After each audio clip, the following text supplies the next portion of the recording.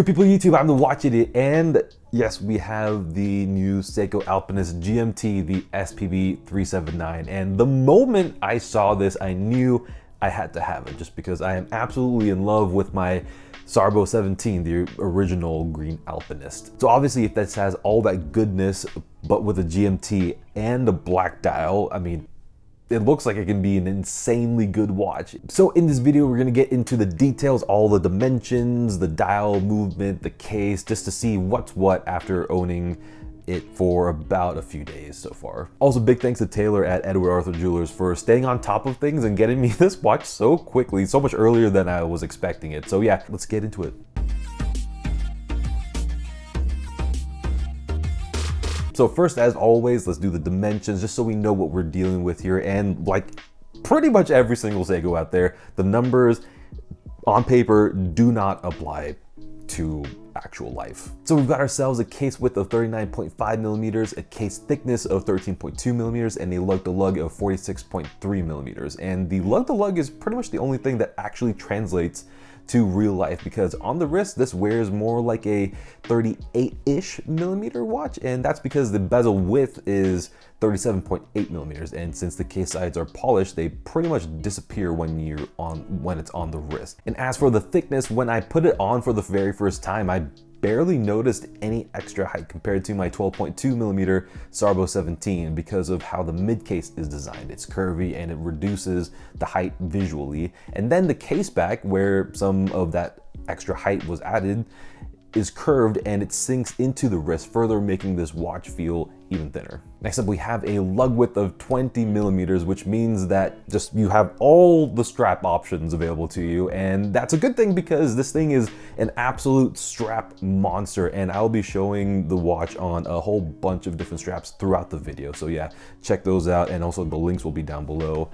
And yeah, it's also gonna help me while editing, just because I still can't choose which strap I'm gonna wear it on. By the way, you might have noticed that this is compatible with all the bracelets from the older compass inner bezel Alpinist, which is awesome because not only did Seiko save some money by not having to retool and produce a separate case, but we also got a bunch of bracelet options right off the bat, which is especially good since only the limited edition white dial version gets a bracelet.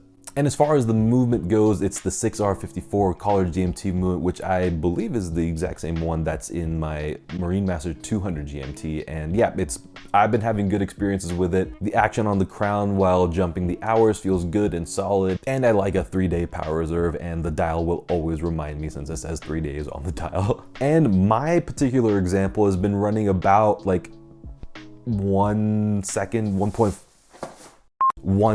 to 1.5 seconds a day, which is amazing stuff. Oh, and then also all this is in a case that's 200 meters water resistant. So yeah, not bad at all. And yeah, no one can complain about that. And the dial is where the big change is, of course, you know, not only because of the GMT, but because the indices changed big time, because now instead of the dial having the classic 12, 2, 6, 4, 8, 10 dial layout, we now have the 12, 3, 6, 9 layout, which as far as I know is a first for the Alpinist line. It looks fantastic here because something that I could only tell in person was that the indices are raised and they're matte silver, and I don't think I've ever seen raised matte silver dials anywhere before, so I'm glad that they went this route with the black dial version. And then we've got the black dial itself, and it's a gloss black dial, which for me is the best kind of black dial, just because gloss black dials look super jet black, whereas most matte dials are pretty much gray, and that can oftentimes bother me quite a bit.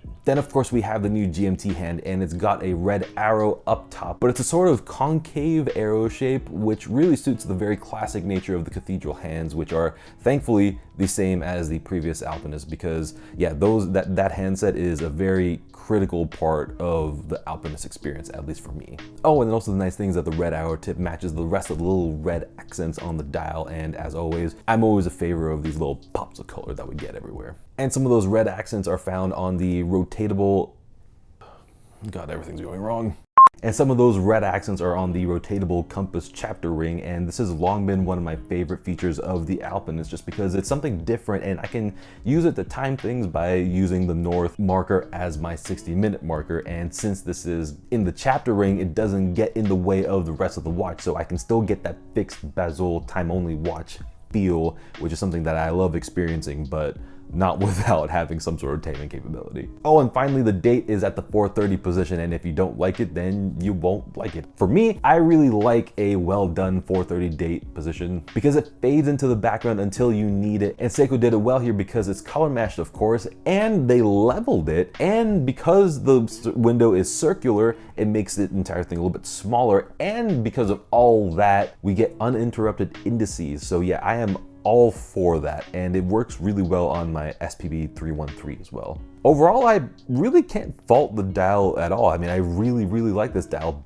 but for me, the Alpinist is so connected to the green dial gilt indices and the 12 to 46810 layout that I might run into issues of this feeling just a bit off for no other reason than it just not being the green Alpinist. And yeah, that's a whole extra topic over there. I ended up selling the original blue dial Alpinist and the shark tooth one. But yeah, once again, that's just my own issues. And yeah, let's see what happens in the future if I sell it.